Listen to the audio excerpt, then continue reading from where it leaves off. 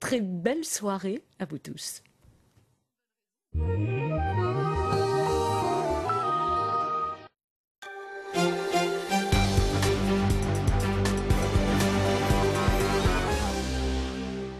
Bonsoir à tous et bienvenue sur France 3 Nice. Et tout d'abord, le procès en assises d'Abdelaziz Rebaï, poursuivi pour tentative d'assassinat. Le réquisitoire vient de tomber. L'avocat général a requis 20 à 25 ans d'emprisonnement. En juin 2010, il avait tiré 4 balles sur Mohamed Zguir, aujourd'hui paraplégique. En bref, toujours, sachez qu'en ce moment, une vaste opération de sécurisation urbaine est menée quartier de l'Ariane sur le périmètre de la nouvelle zone de sécurité prioritaire. Une opération conjointe police-gendarmerie, 80 hommes sont mobilisés. Des contrôles routiers sont en cours. L'opération a débuté à 18h.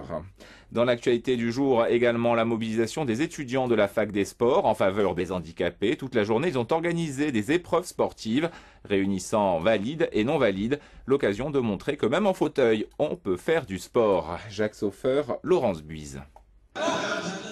Touche longue. Ballon qu'on se dispute, voici du handi-rugby. Mais il y a encore plus original, par exemple le handi fitness avec cette plateforme spécialement adaptée et conçue sur la Côte d'Azur. Nous, notre objectif, c'est d'intégrer les personnes handicapées, moteurs essentiellement, dans le secteur de la remise en forme qui est assez fermé pour l'instant au handicap. Donc c'est faire découvrir cette activité de loisir et vraiment les intégrer avec les personnes valides. Laurent se montre très intéressé, étudiant à la fac des sports, il suit la filière activité physique adaptée et santé. Le handi fitness apparaît très utile à ce futur éducateur spécialisé. On découvre des choses qu'on n'avait jamais vues et c'est super intéressant de mutualiser toutes les personnes, que ce soit des personnes valides ou des étudiants et des personnes en situation de handicap. D'autres étudiants s'intéressent au fauteuil tout-terrain. C'est la spécialité de Frédéric, paralysé depuis 2002 et un accident de BMX. Mais cet ancien vice-champion du monde continue à vivre à fond sa passion. Chaque mercredi, à bord de son fauteuil, il donne des cours aux enfants de Cagnes-sur-Mer. On est quand même assez limité dans nos déplacements. Du coup, ça c'est vraiment l'outil idéal pour aller se balader en famille, avec les copains en VTT. Et pouvoir justement élargir les horizons, quoi. BMX ou simple randonnée, le fauteuil tout-terrain permet de varier les plaisirs. Il plaît aussi énormément aux personnes valides. Pas de différence à l'image de cette journée à la fac des sports. Les chauffeurs de bus de la ligne 6 ont souhaité sensibiliser l'opinion ce matin sur la dangerosité des voitures mal stationnées qui empêchent les bus de s'approcher du trottoir. Les chauffeurs signalent des incidents fréquents, dont un qui a eu lieu récemment. Une maman s'est blessée en trébuchant et le bébé dans la poussette est tombé sur le trottoir. On écoute un représentant syndical. On réclame donc à la fois que les pouvoirs publics puissent intervenir systématiquement quand une voiture est mal garée à un endroit où les bus doivent accoster et qu'on n'assiste plus, nous, en tant que chauffeurs professionnels, à des accidents qui sont quand même graves. Quand le café fait l'objet d'un concours, c'était aujourd'hui au lycée hôtelier Paul Augier. 8 candidats sélectionnés dans toute la France se sont affrontés autour d'une dégustation de café dont ils devaient reconnaître l'arôme mais aussi le cru. Véronique Lupeau, Yannick Fornigo. Odeur, goût, les candidats tentent de percer le mystère de leur café. Ils ont 6 minutes pour découvrir son identité, sa nationalité, son cru. Pour ces lycéens en hôtellerie, l'exercice est délicat. Il faut avoir une expérience, quoi. Faut avoir goûté les cafés, faut avoir le palais, quoi. C'est ça le secret. Il n'y a rien de plus. Chaque année, le concours de Cup Tasting réunit des candidats de la France entière. Un championnat de goûteurs de café de plus en plus difficile. C'est vraiment des crus acidulés, des crus avec beaucoup de parfum, pour qu'ils aient du mal vraiment à définir si c'est un Costa Rica, un Nicaragua, un Guatemala.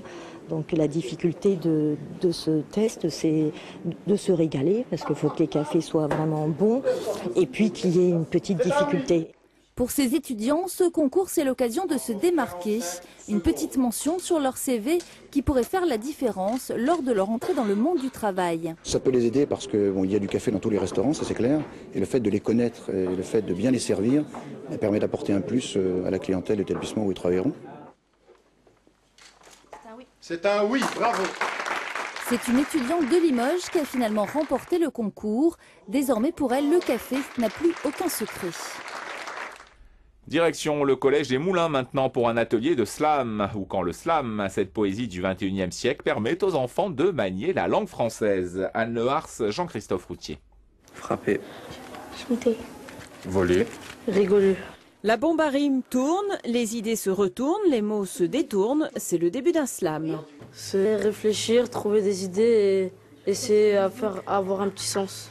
Trouver une petite histoire en fait avec des mots qu'on nous donne. Depuis 2 ans, à l'heure de la récré, ici, on aime écrire, partager, déclamer, écouter, rimer, s'exprimer en jonglant avec les mots. Kikou, cool, look, etc. Et vous écrivez un texte avec ça. Vous essayez de rapprocher les mots le plus possible dans votre texte. Parce que vous vous rappelez que plus les mêmes sons sont proches, plus il y a du rythme. Franchement, ça me plaît. J'aime bien faire des rimes avec des mots. Je roule au fond de la foule, voilà pourquoi c'est flou. De petites créations qui peut-être un jour feront de longues rédactions. Comme ici, ça parle de croisière. Et par exemple, si on fait une rédaction sur la mer ou quoi, on peut dire qu'on part en croisière et par exemple qu'on coule en présence de quelqu'un. En faisant une métaphore ou quoi. Si ça les aide à se décomplexer à l'écriture, si ça leur donne envie d'écrire eux-mêmes, de s'exprimer eux-mêmes, moi je trouve que ça leur sert. Atelier slam, mais aussi manga ou lecture, riment ici avec une approche plus facile à la culture. Kirikou a un look de Kikou et reste cool. Look Kirikou qui est fou, court dans le couloir. Cool. Un poussin me fouille, le poussin Piou part en croisière. Je suis cool, mais je coule en présence de ma poule. On se quitte avec l'emplacement des radars mobiles pour demain. Corniche André de Joly le matin, M6202 l'après-midi. Circulation toujours. Un éboulement s'est produit route de Belley au numéro 70. La ligne de bus est supprimée. Une circulation alternée a été mise en place pour les véhicules légers. À suivre la météo niçoise de Béatrice Muller et l'édition nationale. Très belle soirée. Enfin le retour du printemps. France 3 vous présente la météo avec les jardineries Petruccioli.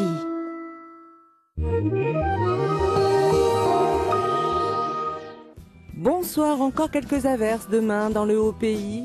Sur le littoral, les nuages s'éloignent, le vent s'apaise et le soleil revient. Les températures sont clémentes, 15 à 17 degrés dans l'après-midi. Très belle soirée à vous, à demain.